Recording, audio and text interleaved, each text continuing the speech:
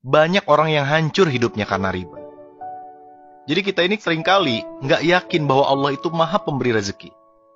Dan inilah penyebab utama mengapa manusia terlibat dengan riba. Alasannya biasanya sederhana aja. Kalau nggak nyicil, dari mana lagi saya bisa beli rumah? Padahal sudah jelas bahwa riba ini pasti akan menjadi masalah hidup kita. Betapa banyak orang yang hidupnya hancur karena riba. Ya leasing lah, rentenir lah, pinjem bank lah, dan sebagainya. Lucunya, menyelesaikan masalahnya pun sama kembali dengan riba. Akhirnya, masalahnya meluas dan membesar, dan dampak terbesarnya biasanya siapa coba? Keluarga kita. Kan kasihan kan? Keluarga itulah yang akan pertama kali menjadi susah karena dampak riba yang kita lakukan. Nauzubillah min dzalik.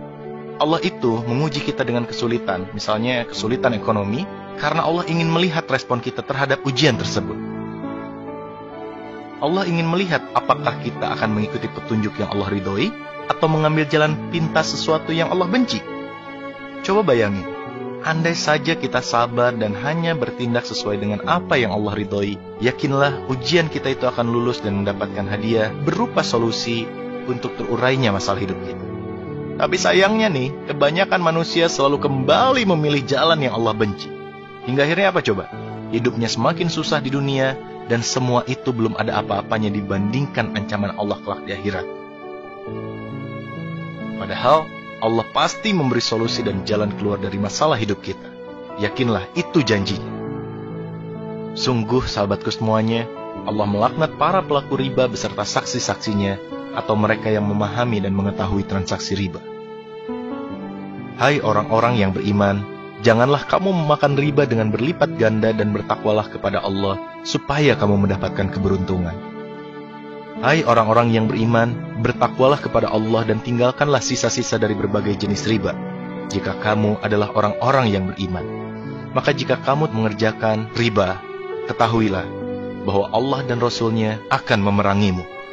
Dan jika kamu bertobat, maka bagimu pokok hartamu. Kamu tidak menganiaya dan tidak pula dianiaya. Tuh coba bayangin teman-teman. Allah dan Rasul-Nya akan memerangimu. Ini bayangin nih, kelak besok lusa di akhirat kita melihat Nabi Muhammad SAW, kita ingin memeluk Rasulullah, kita ingin mencium tangannya, kita mencintai dan merindukannya, tapi tiba-tiba Rasulullah mengangkat pedangnya dan berkata, engkaukah yang selama ini menantang berperang dengan Allah dan denganku? Nauzubillah min dzalik. Jabir berkata bahwa Rasulullah SAW mengutuk orang yang menerima riba, orang yang membayarnya, orang yang mencatatnya, dan 2 orang saksinya. Kemudian beliau bersabda, mereka itu semuanya sama. Mari kita berbenah diri, jauhkan diri dan anak-anak kita dari riba, sebelum hancur hidup kita.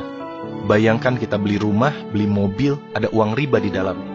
Kita sholat, kita beribadah, kita bekerja, menggunakan fasilitas itu, sedangkan Allah tidak ridho akan fasilitas itu.